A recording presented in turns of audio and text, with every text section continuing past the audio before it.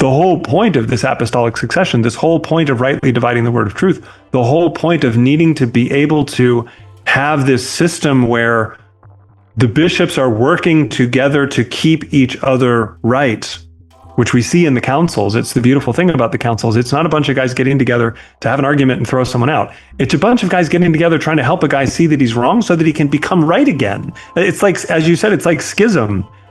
Dealing with somebody like Arius wasn't about condemning Arius. The hope of the council was that Arius would see the error of his ways and come back into the church.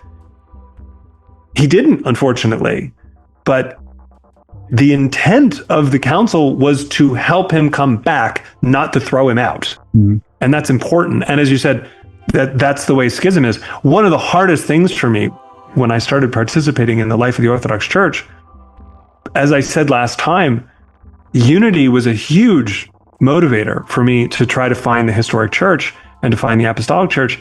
And so when I discovered, there are these kind of small schisms that happen from time to time, that was really, really difficult for me to come to terms with, because this was the whole reason why I had left the traditions I was in. Was like, well, I don't want to validate schism. And now here I am in what I thought was the unified church, but there are these schisms. And the difference is we don't validate them. The difference is we see them as problems to solve. Whereas the gap between the Lutherans and the Calvinists is an intentional gap that they want to keep. And that's the difference. But that was one of the hardest times of my life, was coming to terms with that. When, as you know, 10 years ago or whatever it was, there was a thing that affected the Antiochian church that we were in, that was one of these kind of small things for a time. And thank God it's been resolved as far as I know.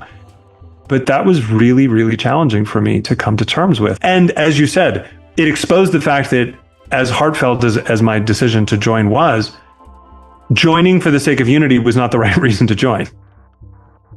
And that process of going through that short schism forced me to go deeper and say, okay, I'm going to stay in spite of this thing that bothers me, because what I really want to do is meet God.